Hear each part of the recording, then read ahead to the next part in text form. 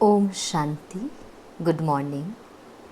23 जुलाई 2025 की मुरली।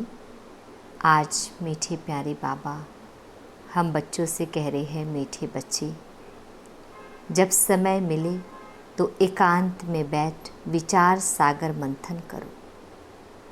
जो पॉइंट्स सुनते हो उसको रिवाइज करो। मीठे बच्चे, जब समय मिले तो एकांत में बैठ विचार सागर मंथन करो। जो पॉइंट सुनते हो उसको रिवाइज करो। प्रश्न है, तुम्हारी याद की यात्रा पूरी कब होगी? तुम्हारी याद की यात्रा पूरी कब होगी? उत्तर है, जब तुम्हारी कोई भी कर्मेंद्रियां धोखा ना दे, कर्मातीत अवस्था हो जाए, तब याद की यात्रा पूरी होगी। अभी तुमको पूरा पुरुषार्थ करना है, ना उम्मीद नहीं बनना है, सर्विस पर तत्पर रहना है। ओम शांति। डिटेल है, मीठे मीठे बच्चे आत्म अभिमानी होकर बैठे हो। बच्चे समझते हैं आधा कल्प हम देह अभिमानी रहे हैं, अब देही अभिमानी हो रहने के लिए मेहनत करनी पड़ती है। बाप आकर समझाते हैं, अपने को आत्मा समझकर बैठो, तभी बाप याद आएगा, नहीं तो भूल जाएंगे। याद नहीं करेंगे तो यात्रा कैसे कर सकेंगे? पाप कैसे कटेंगे? घाटा पड़ जाएगा। या तो घड़ी घड़ी याद करो, यह है मुख्य बात। बाकी तो बाप अनेक प्रकार की युक्तियां बतलाते हैं। रॉन्ग क्या है, राइट क्या है, वह भी समझाया है। बाप तो ज्ञान का सागर है, भक्ति को भी जानते हैं। बच्चों को भक्ति में क्या क्या करना पड़ता है समझाते हैं। यह यज्ञ तप आदि करना, यह सब है भक्ति मार्ग। भल बाप की महिमा करते हैं, परंतु उल्टे। वास्तव में श्री कृष्ण की महिमा भी पूरी नहीं जानते। हर एक बात को समझना चाहिए ना। जैसे श्री कृष्ण को वैकुंठनाथ कहा जाता है। अच्छा, बाबा पूछते हैं, श्री कृष्ण को त्रिलोकीनाथ कहा जा सकता है? गाया जाता है ना त्रिलोकीनाथ। अब त्रिलोकी के नाथ अर्थात 3 लोक, मूल वतन, सूक्ष्म वतन, स्थूल वतन। तुम बच्चों को समझाया जाता है, तुम ब्रह्मांड के भी मालिक हो। श्री कृष्ण ऐसे समझते होंगे कि हम ब्रह्मांड के मालिक हैं? नहीं, वह तो वैकुंठ में थे। वैकुंठ कहा जाता है स्वर्ग, नई दुनिया को। तो वास्तव में त्रिलोकीनाथ कोई भी है नहीं। बाप राइट बात समझाते हैं। 3 लोक तो है, ब्रह्मांड का मालिक शिव बाबा भी है, तुम भी हो। सूक्ष्म वतन की तो बात ही नहीं। स्थूल वतन में भी वह मालिक नहीं है, न स्वर्ग का न नरक का मालिक है। श्री कृष्ण है स्वर्ग का मालिक, नरक का मालिक है रावण। इनको रावण राज्य, आसुरी राज्य कहा जाता है। मनुष्य कहते भी हैं, परंतु समझते नहीं हैं। तुम बच्चों को बाप बैठ समझाते हैं। रावण को 10 शीश देते हैं, 5 विकार स्त्री के, 5 विकार पुरुष के।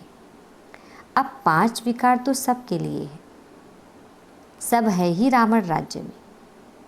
अभी तुम श्रेष्ठाचारी बन रहे हो।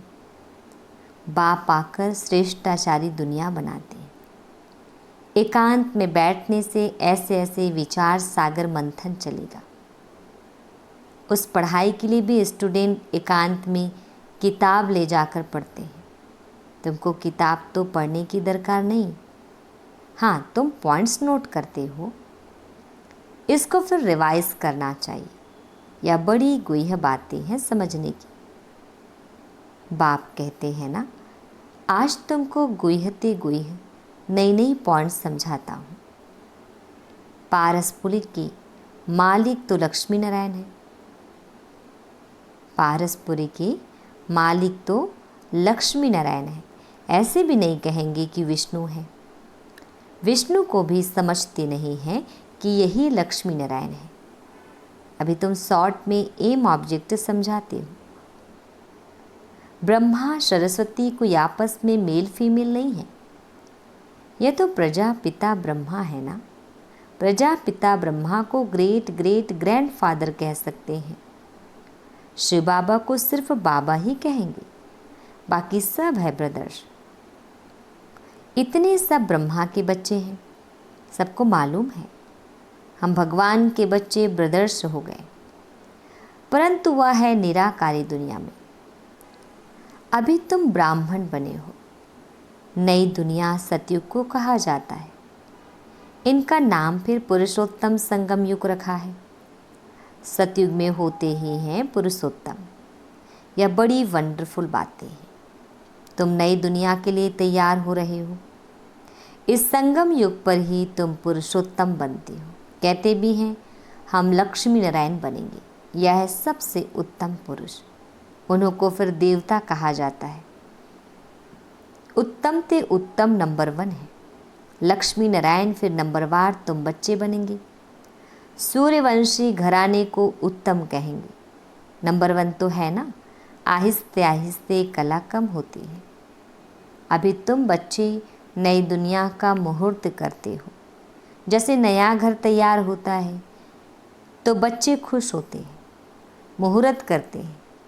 तुम बच्चे भी नई दुनिया को देख खुश होते हो, मुहूर्त करते हो। लिखा हुआ भी है, सोने के फूलों की वर्षा होती है। तुम बच्चों को कितना खुशी का पारा चढ़ना चाहिए। तुमको सुख और शांति दोनों मिलते हैं। दूसरा कोई नहीं जिनको इतना सुख और शांति मिले। दूसरे धर्म आते हैं तो द्वैत हो जाता है। तुम बच्चों को अपार खुशी है। हम पुरुषार्थ कर ऊंच पद पाए। ऐसे नहीं कि जो तकदीर में होगा सो मिलेगा।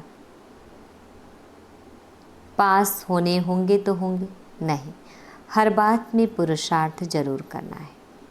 पुरुषार्थ नहीं पहुंचता है तो कह देते जो नसीब में होगा। फिर पुरुषार्थ करना ही बंद हो जाता है। बाप कहते हैं तुम माताओं को कितना ऊंच बनाता हूँ। फीमेल का मान सब जगह है। विलायत में भी मान है। यहाँ बच्ची पैदा होती है तो उल्टा मंझा माना उल्टी चारपाई कर देती। दुनिया बिल्कुल ही डरती है। इस समय तुम बच्चे जानते हो भारत क्या था, अब क्या है। मनुष्य भूल गए हैं, सिर्फ शांति शांति मांगते रहते हैं। विश्व में शांति चाहते हैं। तुम ये लक्ष्मी नारायण का चित्र दिखाओ। इन्हों का राज्य था तो पवित्रता सुख शांति भी थी। तुमको ऐसा राज्य चाहिए ना। मूल वतन में तो विश्व की शांति नहीं कहेंगे। विश्व में शांति तो यहाँ होगी ना। देवताओं का राज्य सारे विश्व में था। मूल वतन तो है आत्माओं की दुनिया। मनुष्य तो यह भी नहीं जानते कि आत्माओं की दुनिया होती है। बाप कहते हैं हम तुमको कितना ऊंच पुरुषोत्तम बनाता हूँ। यह समझाने की बात है। ऐसे नहीं रड़िया मारेंगे। भगवान आया है तो कोई मानेगा नहीं, और ही गाली खाएंगे और खिलाएंगे। कहेंगे बीके अपने बाबा को भगवान कहती है। ऐसे सर्विस नहीं होती है। बाबा युक्ति बताते रहते हैं। कमरे में 8-10 चित्र दीवार में अच्छी रीति लगा दो और बाहर में लिख दो बेहद के बाप से बेहद सुख का वर्षा लेना है, अथवा मनुष्य से देवता बनना है तो आओ हम आपको समझाएं। ऐसे बहुत आने लग पड़ेंगे, आप ही आते रहेंगे। विश्व में शांति तो थी ना। अभी इतने ढेर धर्म हैं, तमोप्रधान दुनिया में शांति कैसे हो सकती है। विश्व में शांति वह तो भगवान ही कर सकता है। शिव बाबा आते हैं, ज़रूर कुछ सौगात लाते होंगे। एक ही बाप है जो इतना दूर से आते हैं, और यह बाबा एक ही बार आते हैं। इतना बड़ा बाबा 5000 वर्ष के बाद आते हैं। मुसाफरी से लौटते हैं तो बच्चों के लिए सौगात ले आते हैं ना। स्त्री का पति भी बच्चों का बाप तो बनते हैं ना, फिर दादा, परदादा, तरदादा बनते हैं। इनको तुम बाबा कहते हो, फिर ग्रैंड फादर भी होगा, ग्रेट ग्रैंड फादर भी होगा। बिरादरियाँ है ना, एडम आदि देव नाम है, परंतु मनुष्य समझते नहीं है। तुम बच्चों को बाप बैठ समझाते हैं। बाप द्वारा सृष्टि चक्र की हिस्ट्री, ज्योग्राफी को तुम जानकर चक्रवर्ती राजा बन रहे हो। बाबा कितना प्यार और रुचि से पढ़ाते हैं, तो इतना पढ़ना चाहिए ना। सवेरे का टाइम तो सब फ्री होते हैं। सुबह का क्लास होता है, आधा पौना घंटा मुरली सुनकर फिर चले जाओ। याद तो कहाँ भी रहते कर सकते हो। इतवार का दिन तो छुट्टी है, सवेरे 2-3 घंटा बैठ जाओ। दिन की कमाई को मेकअप कर लो, पूरी झोली भर दो। टाइम तो मिलता है ना। माया की तूफान आने से याद नहीं कर सकते हैं। बाबा बिल्कुल सहज समझाते हैं। भक्ति मार्ग में कितने सत्संगों में जाते हैं। श्री कृष्ण के मंदिर में, फिर श्रीनाथ के मंदिर में, फिर और किसके मंदिर में जाएंगे। यात्रा में भी कितने व्यभिचारी बनते हैं। इतनी तकलीफ भी लेते, फ़ायदा कुछ नहीं। ड्रामा में यह भी नोंद है, फिर भी होगा। तुम्हारी आत्मा में पार्ट भरा हुआ है। सतयुग त्रेता में जो पार्ट कल्प पहले बजाया है वही बजाएंगे। मोटी बुद्धि यह भी नहीं समझते हैं। जो महीन बुद्धि है वही अच्छी रीति समझकर समझा सकते हैं।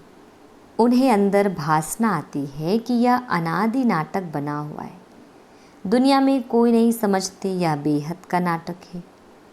इनको समझने में भी टाइम लगता है। हर एक बार डिटेल में समझाकर फिर कहा जाता है मुख्य है याद की यात्रा। सेकंड में जीवन मुक्ति भी गाया हुआ है, और फिर यह भी गायन है कि ज्ञान का सागर है। सारा सागर स्याही बनाओ, जंगल को कलम बनाओ, धरती को कागज बनाओ, तो भी अंत नहीं आ सकते। शुरू से लेकर तुम कितना लिखते आए हो, ढेर कागज हो जाए। तुमको कोई धक्का नहीं खाना है। मुख्य है ही अल्फ। बाप को याद करना है। यहाँ भी तुम आते हो शिव बाबा के पास। शिव बाबा इनमें प्रवेश कर तुमको कितना प्यार से पढ़ाते हैं। कोई भी बढ़ाई नहीं है। बाप कहते हैं मैं आता हूँ पुराने शरीर में। कैसे साधारण रीति शिव बाबा आकर पढ़ाते हैं, कोई अहंकार नहीं। बाप कहते हैं तुम मुझे कहते ही हो बाबा, पतित दुनिया, पतित शरीर में आओ, आकर हमको शिक्षा दो। सतयुग में नहीं बुलाते हो कि आकर हीरे जवाहरातों के महल में बैठो, भोजन आदि पाओ। शिव बाबा भोजन पाते ही नहीं। आगे बुलाते थे कि आकर भोजन खाओ। 36 प्रकार का भोजन खिलाते थे। या फिर भी होगा, या भी चरित्र ही कहें। श्री कृष्ण के चरित्र क्या है? यह तो सतयुग का प्रिंस है। उनको पतित पावन नहीं कहा जाता। सतयुग में यह विश्व के मालिक कैसे बने हैं, यह भी अभी तुम जानते हो। मनुष्य तो बिल्कुल घोर अंधियारे में है, अभी तुम घोर रोशनी में हो। बाप आकर रात को दिन बना देते हैं। आधा कल्प तुम राज्य करते हो तो कितनी खुशी होनी चाहिए। तुम्हारी याद की यात्रा पूरी तब होगी जब तुम्हारी कोई भी कर्मेंद्रिया धोखा ना दे, कर्मातीत अवस्था हो जाए, तब याद की यात्रा पूरी होगी। अभी पूरी नहीं हुई है। अभी तुमको पूरा पुरुषार्थ करना है, नाउम्मीद नहीं बनना है। सर्विस और सर्विस। बाप भी आकर बूढ़े तन से सर्विस कर रहे हैं ना। बाप करन करावनहार है। बच्चों के लिए कितना फिक्र रहता है। यह बनाना है, मकान बनाना है। जैसे लौकिक बाप को हद के ख्यालात रहते हैं, वैसे पारलौकिक बाप को बेहद का ख्याल रहता है। तुम बच्चों को ही सर्विस करनी है। दिन प्रतिदिन बहुत सहज होता जाता है। जितना विनाश के नज़दीक आते जाएंगे उतना ताकत आती जाएगी। गाया हुआ भी है, भीष्म पितामह आदि को पिछाड़ी में तीर लगे। अभी तीर लग जाए तो बहुत हंगामा हो जाए, इतनी भीड़ हो जाए जो बात मत पूछो। कहते हैं ना, माथा खुजलाने की फुर्सत नहीं। ऐसे कोई है नहीं, परंतु भीड़ हो जाती है तो फिर ऐसे कहा जाता है। जब इन्हों को तीर लग जाए तो फिर तुम्हारा प्रभाव निकलेगा। सब बच्चों को बाप का परिचय मिलना तो है। तुम 3 पैर पृथ्वी में भी यह अविनाशी हॉस्पिटल और गॉडली यूनिवर्सिटी खोल सकते हो। पैसा नहीं है तो भी हर्जा नहीं है, चित्र तुमको मिल जाएंगे। सर्विस में मान अपमान, दुख सुख, ठंडी गर्मी सब सहन करनी है। किसको हीरे जैसा बनाना कम बात है क्या? बाप कभी थकता है क्या? तुम क्यों थकते हो? अच्छा, मीठे मीठे सिक्किल दे बच्चों प्रति माता पिता बाप दादा का याद प्यार और गुड मॉर्निंग। रूहानी बाप की रूहानी बच्चों को नमस्ते। हम रूहानी बच्चों की रूहानी माता पिता बाप दादाजी को याद प्यार, गुड मॉर्निंग और नमस्ते। शुक्रिया मीठे प्यारे बाबा, आपका लाख लाख शुक्रिया। धारणा के लिए मुख्य सार है, फर्स्ट पॉइंट है, सवेरे के समय आधा पौना घंटा बहुत प्यार व रुचि से पढ़ाई पढ़नी है। बाप की याद में रहना है। याद का ऐसा पुरुषार्थ हो जो सब कर्मेंद्रियां वश में हो जाए। याद का ऐसा पुरुषार्थ हो जो सब कर्मेंद्रियां वश में हो जाए। सेकेंड पॉइंट, सर्विस में दुख सुख, मान अपमान, ठंडी गर्मी सब कुछ सहन करना है। कभी भी सर्विस में थकना नहीं है। 3 पैर पृथ्वी में भी हॉस्पिटल कम यूनिवर्सिटी खोल हीरे जैसा बनाने की सेवा करनी है।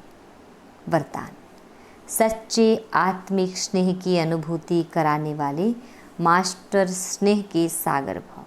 सच्चे आत्मिक स्नेह की अनुभूति कराने वाले मास्टर स्नेह के सागर भाव। डिटेल है, जैसे सागर के किनारे जाते हैं तो शीतलता का अनुभव होता है, ऐसे आप बच्चे मास्टर स्नेह के सागर बनो। तो जो भी आत्मा आपके सामने आए वो अनुभव करे कि स्नेह के मास्टर सागर की लहरें स्नेह की अनुभूति करा रही है। क्योंकि आज की दुनिया सच्चे आत्मिक स्नेह की भूखी है। स्वार्थी स्नेह देख देख उस स्नेह से दिल उपराम हो गई है। इसलिए आत्मिक स्नेह की थोड़ी सी घड़ियों की अनुभूति को भी जीवन का सहारा समझेंगे। स्लोगन, ज्ञान धन से भरपूर रहो तो स्थूल धन की प्राप्ति स्वतः होती रहेगी। ज्ञान धन से भरपूर रहो तो स्थूल धन की प्राप्ति स्वतः होती रहेगी। अव्यक्त इशारे, संकल्पों की शक्ति जमा कर श्रेष्ठ सेवा के निमित्त बनो। डिटेल है, जैसे सतयुगी सृष्टि के लिए कहते हैं एक राज्य एक धर्म है, ऐसे ही आप स्वराज्य में भी एक राज्य अर्थात स्व के इशारे पर सभी चलने वाले हो। मन अपनी मनमत ना चलावे, बुद्धि अपनी निर्णय शक्ति की हलचल ना करे, संस्कार आत्मा को नाच नचाने वाले ना हो, तब कहेंगे एक धर्म एक राज्य। तो ऐसी कंट्रोलिंग पावर धारण कर लो, यही बेहद सेवा का साधन है। अच्छा, ओम शांति।